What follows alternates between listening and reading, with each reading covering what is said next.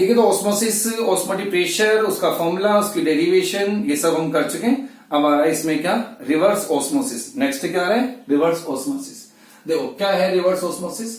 ये बोला गया कि ऑस्मोसिस की डायरेक्शन हम क्या कर सकते हैं, चेंज भी कर सकते हैं। हम ऑस्मोसिस की डायरेक्शन को रिवर्स भी कर सकते हैं, तो उसी को बोला गया है क्या, रिवर्स ऑस्मोसिस, है ना। शॉर्ट में क्या बोलते हैं इसी को, आरओ। जो आरओ वाटर प्योरीफायर होते हैं उनमें भी यही कॉन्सेप्ट काम करता है, आरओ वाटर प्योरीफायर में। तो आरओ रिवर्स ऑस्मोसिस। कैसे ऑस्मोसिस को रिवर्स कर सकते हैं, समझते हैं। देखो क्या, हमने जब ऑस्मोसिस को डिफाइन किया था, अपन ने एक यू शेप की, रेक्टेंगुलर यू शेप की ट्यूब ली थी। ठीक है, रेक्टेंगुलर यू शेप की ट्यूब ली थी, और ये लो इस तरह से देखो, ये अपन ने रेक्टेंगुलर यू शेप की ट्यूब ली है।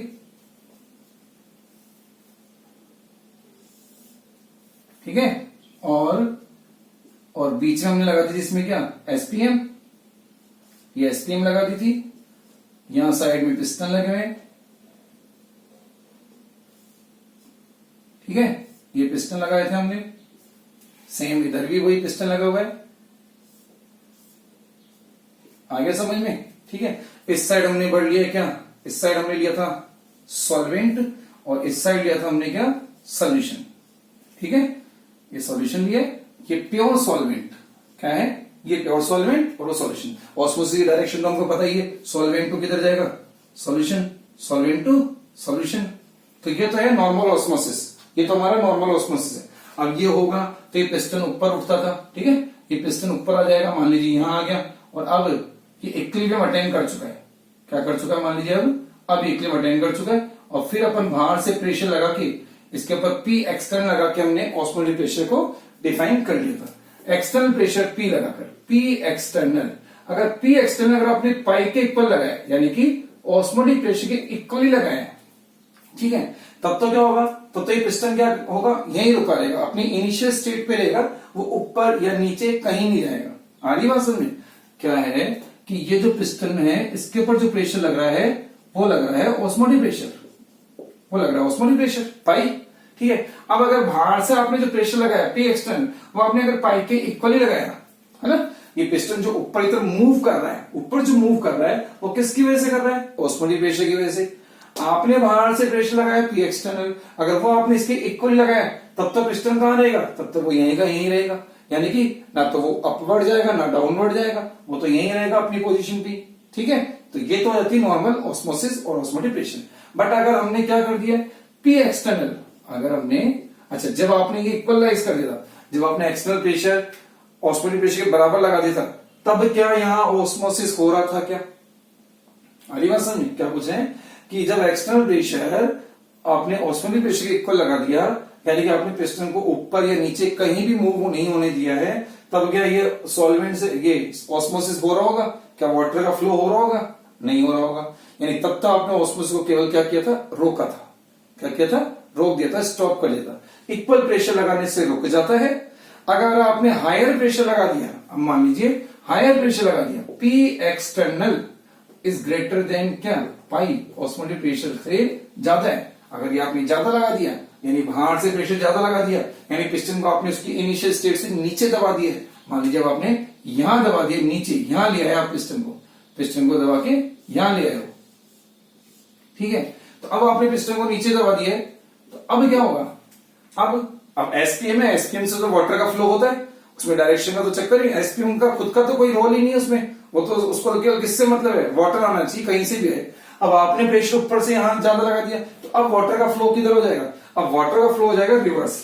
अब वाटर का फ्लो रिवर्स हो गया, कैसे, फ्रॉम सॉल्यूशन टू सॉल्वेंट। ये देखो अब वाटर किधर जाएगा, सॉल्यूशन टू सॉल्वेंट जाने लगेगा, है ना। इधर ज्यादा प्रेशर लगा दिया तो वाटर, एसपीएम को तो केवल वाटर से मतलब है, वो कहीं से भी है, उससे क्या मतलब है। ठीक है, तो आपने अब ज्यादा प्रेशर लगा दिया, अब वाटर सॉल्यूशन टू किधर जा रहा है, प्योर सॉल्वेंट की तरफ जा रहा है। और बस ये जो हुआ है इसी को हम बोलते हैं क्या, रिवर्स ऑस्मोसिस, क्योंकि आपने ऑस्मोसिस की डायरेक्शन क्या कर दी है, चेंज कर दिए, रिवर्स कर दिए, है क्या।